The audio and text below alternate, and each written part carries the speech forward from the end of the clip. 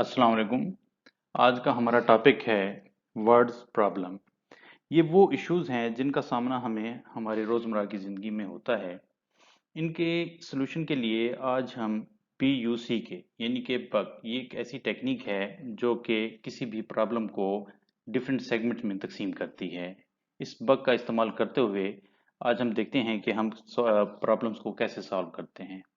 B for box, यानी कि हम उस क्वेश्चन के उस हिस्से को बॉक्स करते हैं जिसके बारे में हमसे पूछा जा रहा है। दूसरे नंबर पर है अंडरलाइन द इन्फो नीडेड, वो इंफॉर्मेशन जो कि हमारे प्रॉब्लम में हमें दी गई है हम उसे अंडरलाइन करेंगे।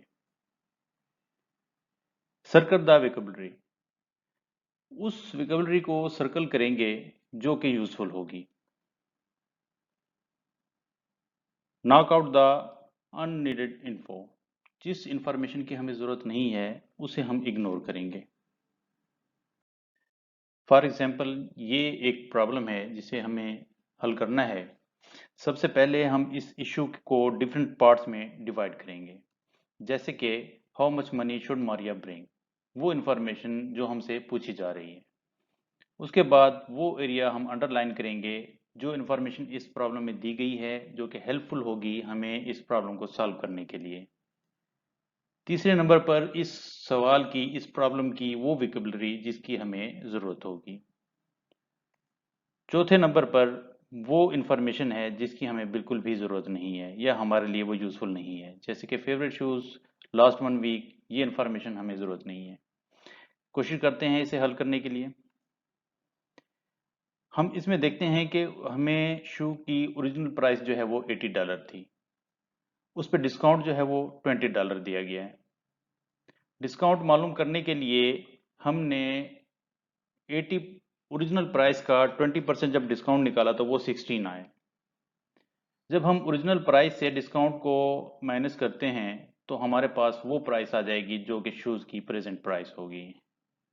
जी यस, 80 माइनस 16 यानी कि 64 जो है वो शूज़ की ओरिजिनल प्राइस होगी। Question number 1, find the two consecutive integer whose sum is 99। हम ये देखते हैं कि फर्ज कर लेते हैं कि हमारे पास पहला इंटीजर x है और दूसरा जो है वो x+1 है, यानी कि दो कंसेक्यूटिव इंटीजर हैं। अगर पहला x होगा तो दूसरा जो है यकीनन x+1 होगा। सवाल की शर्त के मुताबिक, जैसे सवाल में कहा गया है कि दोनों का सम जो है वो 99 है, हमने x पहला इंटीजर प्लस x+1 यानी कि दूसरा इंटीजर दोनों को जमा किया, इक्वल किया 99 के। x को हम जो है का जमा कर लेते हैं, 1x दिस एंड 1x ये, दोनों को मिला के 2x plus 1 is equal to 99। 2x 99, अब इधर +1 था, दूसरी साइड पे इक्वल की अपोजिट साइड जाके ये -1 हो जाएगा। 2x equal to 99 minus 1, x की वैल्यू जो है वो 49 होगी, यानी कि 99 minus 1 divided by 2 equal to 49। x plus 1 equal to 50। इसे चेक करने का तरीका ये है कि दोनों इंटीजर्स को हम जमा करें, क्या उनका सम 99 आता है। पहले की जो वैल्यू हमें मिली थी वो 49 थी, नेक्स्ट इंटीजर की वैल्यू हमें मिली है 50। 49 प्लस 50 इक्वल टू 99, इसका मतलब है कि हमारा सवाल ठीक है। Question number 2, find two consecutive odd integer whose sum is 140। Solve करते हैं।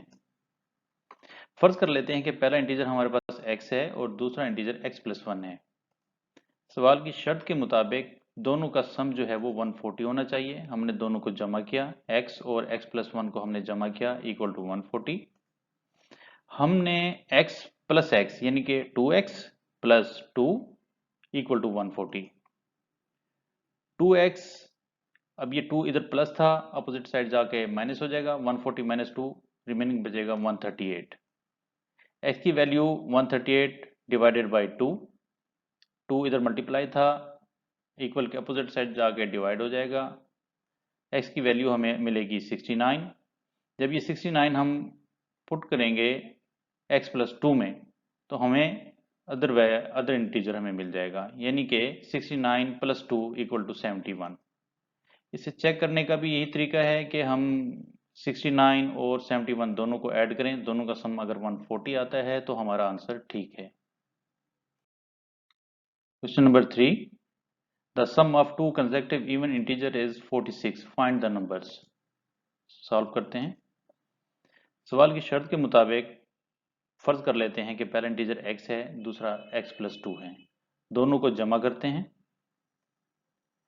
x + 2 = 46, x + x 2x + 2 = 46, 2x = 46 - 2 बचेगा 44, x की वैल्यू आएगी 44/2 यानी कि 22, 22 में हम ऐड करें यानी कि सेकंड इंटीजर निकालने के लिए, फर्स्ट इंटीजर हमारे पास 22 आया, सेकंड निकालने के लिए x में 2 ऐड करेंगे तो 24 सेकंड होगा।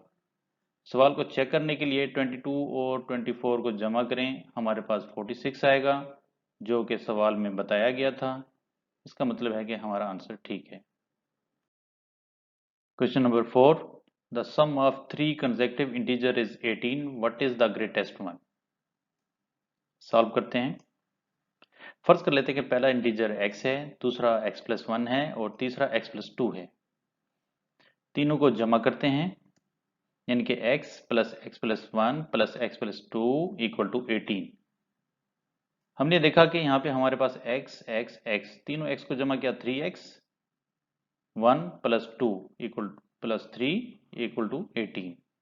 इक्वेशन बन गई हमारे पास। हल करते हैं।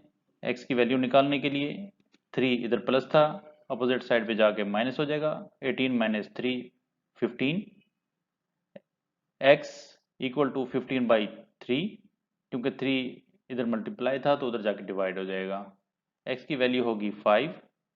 अब x की वैल्यू 5 मिल गई है, हम ग्रेटेस्ट इंटीजर को निकालने के लिए, यकीनन वो थर्ड इंटीजर है जिसमें x + 2 है, तो हम निकाल सकते हैं। x + 1 करें तो 6, x + 2 करें तो 7, यानी कि 7 जो है वो हमारे पास सबसे ग्रेटेस्ट इंटीजर होगा। चेक करने के लिए तीनों को जमा करेंगे, उनका सम 18 आना चाहिए। 5 + 6 + 7 = 18। Question number 5, the sum of two number is 10 and difference is 2, what are the number. Solve करते हैं। फर्ज कर लेते हैं कि हमारे पास नंबर हैं x और y। सवाल की शर्त के मुताबिक अगर हम x और y को जमा करें तो 10 है और x - y करें तो 2 होगा। हम दोनों इक्वेशंस को जो है जमा कर लेते हैं। x + y, x - y = 10 + 2, दोनों को हमने जमा किया। यहाँ से y + y - दोनों कैंसिल आउट हो जाएंगे। x + x 2x = 10 + 2 12। x की वैल्यू 12/2 6 होगी। अब ये x की वैल्यू हम इक्वेशन नंबर 1 में पुट करते हैं। x + y = 10, ये इक्वेशन नंबर 1 हमारे पास हो गई। इसमें x की वैल्यू पुट करेंगे यानी कि 6 + y = 10, y = 10 - 6। इस तरह से हमें y की वैल्यू मिलेगी 4। दोनों को वेरीफाई करने के लिए x की वैल्यू हम पहले से निकाल चुके थे 6 और y की वैल्यू हमारे पास 4 थी, दोनों को चेक करना चाह रहे हैं, यानी कि x - y का जो प्रोडक्ट है वो 2 आना चाहिए, यानी कि 6 - 4 = 2। जवाब ठीक हुआ। Question number 6, the age of baby will be 5 time after 20 years, what is his present age. Solve करते हैं। फर्ज कर लेते हैं कि इस वक्त बेबी की एज जो है वो x है। सवाल की शर्त के मुताबिक 20 साल बाद बेबी की एज जो है वो 5 गुना हो जाएगी, यानी कि x + 20 = 5x। x की वैल्यू मालूम करते हैं। 20 को हम अपोजिट साइड पे ले गए, 5 इधर ले आए x के साथ 5x, इनके x - 5x = -20। 5x में से हमने x को माइनस किया, -4x = -20, माइनस से माइनस को कैंसिल आउट कर लेते हैं। x की वैल्यू 20/4, इनके x आएगा 5 ईयर। बच्चे की उम्र इस वक्त 5 साल है। क्वेश्चन नंबर 7, असलम के बाप की उम्र जो है वो असलम से 3 गुना ज़्यादा है। अगर उनकी एज का सम जो है वो 64 हो तो असलम की एज क्या होगी? सॉल्व करते हैं। फर्ज कर लेते हैं कि असलम की एज x है और उसके फादर की एज क्योंकि 3 गुना है असलम से तो वो 3x होगी। सवाल की शर्त के मुताबिक दोनों की एज का जो मजमुआ है वो 64 है। x plus 3x equal to 64। x की वैल्यू निकालेंगे। x प्लस 3x यानी कि 4x इक्वल टू 64। x होगा 64/4 यानी कि 16 ईयर। इस वक्त असलम की एज जो है वो 16 ईयर है। क्वेश्चन नंबर 8, एक कंपनी को अपने वर्कर्स की तादाद में 1/6 कमी करनी है। कमी करने के बाद अगर एम्प्लॉय जो हैं वो 690 बच जाएं तो कितने एम्प्लॉय उसने कम किए हैं? सॉल्व करते हैं। फर्ज कर लेते हैं टोटल जो नंबर ऑफ वर्कर्स थे वो x थे। x minus 1/6 x is equal to 690 यानी कि x में से अगर हम माइनस करें x का 1/6 हिस्सा तो वो 690 के बराबर है। x कॉमन ले लेते हैं यानी कि 1 माइनस 1/6 इज इक्वल टू 690। इसी तरह से एलसीएम लिया, एलसीएम हमारे पास 6 आया। एलसीएम 6 माइनस 1 ओवर 6 बराबर 690 यानी कि 5/6 equal to 690। x is equal to 690 equal के अपोजिट साइड पे जाने के बाद ये मल्टीप्लाई हो जाएगा। x की वैल्यू 820 होगी। कितने जो वर्कर्स की तादाद में कमी की गई है वो 1/6 ऑफ x था। x की वैल्यू हमें मालूम है, हम इसे मल्टीप्लाई करेंगे 1/6 से तो हमारे पास आंसर होगा 138। क्वेश्चन नंबर 9, क्वेश्चन नंबर 9 में कहा गया है कि a की उम्र आधी है b से और b की उम्र जो है वो हाफ है जैसे कि c की है। अगर इन तीनों की उम्र जमा करें तो इनका सम जो है वो 105 आता है। उनकी एजेस हमें बतानी होंगी। हमने सवाल की कंडीशन के मुताबिक a की एज जो है वो की है b/2 यानी कि a जो है वो बराबर है b/2। इसी तरह से b जो है वो बराबर है c/2 के। ये दो इक्वेशन हमारे पास बन गई। अगर हम तीनों की एजेस जमा करें a b c बराबर होता है 105 के। हम a की वैल्यू जो है इस इक्वेशन में पुट करेंगे। a की वैल्यू हम जानते हैं कि b/2 है। b/2 हमने पुट किया plus b plus c equal to 105। अब इसी तरह से b की वैल्यू पुट करते हैं। b की वैल्यू हमें मालूम है c/2 है। हमने पुट किया c/4 यानी कि b/2 था तो c/4 हो जाएगा। c/2 plus c equal to 105। LCM लेंगे, एलसीएम 4 आएगा। c plus 2c plus 4c equal to 105। इसी तरह से इसे हल करने के बाद 7c/4 is equal to 105। c की वैल्यू होगी 420/7 यानी कि 60। हमें सी की एज मालूम हो चुकी है। बी की एज इक्वेशन नंबर 2 के मुताबिक सी की आधी है यानी कि 60/2 होगी तो 30। इसी तरह से ए की एज जो है वो बी का भी हाफ है यानी कि बी की वैल्यू जब हम पुट करेंगे इक्वेशन नंबर 1 में तो 30/2 is equal to 50। Question number 10, question number 10 को सॉल्व करने की कोशिश करते हैं। फर्ज कर लेते हैं कि वो नंबर जो सवाल की कंडीशन के मुताबिक बताया गया है वो x है। सवाल की कंडीशन के मुताबिक अगर उस सर्टेन नंबर में 3 ऐड करें वो बराबर होगा 3 time minus 15 of that number. Equation को हल करते हैं। x माइनस 3x यानी कि 3x को हमने मूव किया यहाँ पे इक्वल के अपोजिट साइड पे। इस 3 को हम ले गए 15 के करीब तो हमारे पास रिजल्ट आता है -2x इज इक्वल टू -18। इस तरह से x की वैल्यू हमें मिलेगी x इज इक्वल टू 18/2 यानी कि 9। वो नंबर 9 था। सवाल नंबर 11, एक बैंक में ज़कात की डिडक्शन के बाद जो बैलेंस बचता है वो 82,875 है। हमें मालूम करना है कि ज़कात की डिडक्शन से पहले बैलेंस क्या था। सॉल्व करते हैं। हमें पता है कि ज़कात, फ़र्ज़ कर लेते हैं कि वो बैलेंस एक्स था। सब जानते हैं कि ज़कात की शरह वो 2.5% होती है। सवाल की शर्त के मुताबिक अगर वो बैलेंस जो कि हमारे पास पहले से मौजूद था एक्स, उसमें से माइनस कर दें एक्स का 2.5%, तो वो बाकी बचेगा 82,875। एक्स को हमने कॉमन ले लिया। 1 माइनस 25/10 हमने इशारिया डेसिमल ख़त्म किया है, नीचे 10 से डिवाइड किया है। ये परसेंटेज का 100 है, इक्वल टू 82,875। मज़ीद सिंप्लीफाई कर रहे हैं। 1 minus 1/40 equal to 82,875। LCM 40, 40 minus 1 equal to this, x into 39/40 equal to this. x मालूम करने के लिए इसे हम मल्टीप्लाई करेंगे अपोजिट साइड ऑफ इक्वल।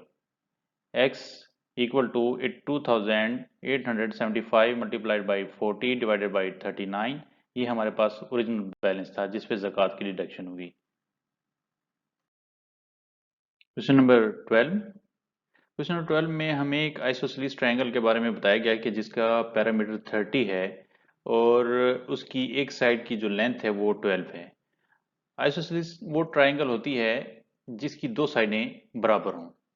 फर्ज कर लेते हैं कि P जो है वो पैरामीटर है तमाम साइड्स का, यानी कि पैरामीटर होता ही सम है तमाम साइड का, sum of all sides. P is equal to 12।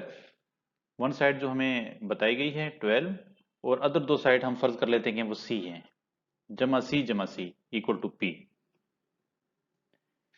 Parameter हमें बताया गया है कि 30 है। 30 is equal to 12 plus 2C, C1 and C1 equal to 2C। C की वैल्यू मालूम करने के लिए 12 को इक्वल के अपोजिट से ले जाके इसकी साइन में चेंज आएगा, ये नेगेटिव हो जाएगा। 30 minus 12 equal to 2C। C is equal to 18/2। C की वैल्यू होगी 9। ये वो साइड्स हैं जिनके बारे में हमें मालूम करना था। ये बोथ आर इक्वल साइड्स, यानी कि 9 इनकी लेंथ होगी।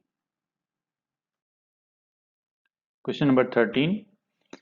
एक कार 88,620 में फरोख्त की गई है इंक्लूडिंग सेल टैक्स। हमें मालूम करना है कि इसकी एक्चुअल प्राइस क्या थी और सेल टैक्स क्या था। फर्ज कर लेते हैं कि एक्स जो है वो वैल्यू है कार की जिस पर सेल टैक्स नहीं है।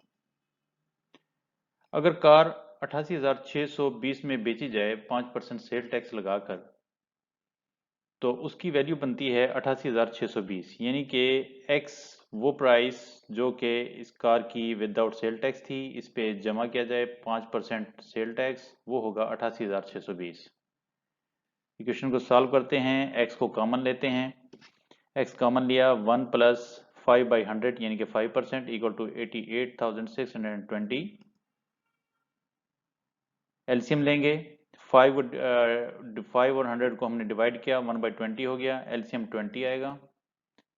20 एलसीएम लेने से 21/20 इक्वल टू 88,620। एक्स की वैल्यू निकालने के लिए 20 को मल्टीप्लाई करेंगे, 21 से डिवाइड करेंगे। एक्स की वैल्यू हमें आएगी 84,400। टैक्स जो होगा वो 5% होगा इसका, यानी कि हम 84,400 को मल्टीप्लाई करेंगे 5/100 से, तो हमारे पास टैक्स की वैल्यू निकल आएगी, वो होगी 4,220। Question number 14। एक स्टीरियो सेट 5,760 रुपये का बेचा गया है। ये अपनी ओरिजिनल प्राइस से 1/3 कम में बेचा गया है। हमें इसकी ओरिजिनल प्राइस फाइंड आउट करनी है। फर्ज कर लेते हैं कि इसकी ओरिजिनल प्राइस एक्स थी। क्वेश्चन की कंडीशन के मुताबिक x minus 1/3 of x equal to 5,760। x common लिया। 1 minus 1/3 equal to 5,760। 3 LCM.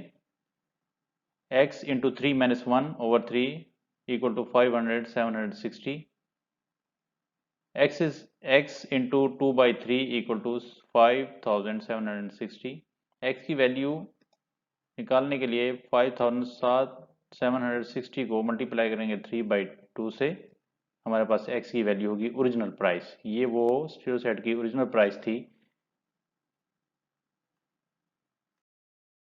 Question number 15, the parameter of A rectangular is 42 feet and its length is 3 feet less than 5 times width. Find width, length, area, verify the parameter। दो triangles हमारे पास हैं। सवाल को थोड़ा easy बनाने के लिए हमने शो किया ये विड्थ और ये लेंथ है। इसी तरह से इसी ट्राइंगल पे फिर हमने विड्थ को W से ज़ाहिर किया, लेंथ को L से शो किया है। पैरामीटर हम जानते हैं कि तमाम साइड्स का मजमू होता है, सम ऑफ ऑल साइड्स। 42 हमें बताया गया है। पैरामीटर का फार्मूला है 2 इंटू लेंथ प्लस विड्थ। 42/2 हमने कर दिया, यानी कि पैरामीटर P/2 था तो 42/2 कर दिया। लेंथ की वैल्यू पुट की है 5W माइनस 3 प्लस विड्थ वाला W हमने यहाँ पे लगाया। इसको सिंप्लीफाई किया, 21 प्लस 3 इक्वल टू 6W। इस तरह से हमें W की वैल्यू मिलेगी, W is equal to 4। Length मालूम करने के लिए हम W की वैल्यू पुट करेंगे इक्वेशन में, इस इक्वेशन में जी length is equal to 5 into 4 minus 3 यानी कि 20 माइनस 3 इक्वल टू 17। लेंथ हमारे पास 17 है। एरिया निकालने के लिए लेंथ ज़रब विड्थ होता है, मल्टीप्लाई करेंगे 17 ज़रब 4 68 मीटर फुट स्क्वायर जो है हमारे पास एरिया आ जाएगा। पैरामीटर निकालने के लिए P is equal to 2 into length plus width होता है। लेंथ और विड्थ की वैल्यू पुट करेंगे, 2 इंटू 17 प्लस 4, ये हमारे पास जो है 2 इंटू 21 यानी कि 42 जो है ये वेरीफाइड हो जाएगी हमारे पास इसकी पैरामीटर।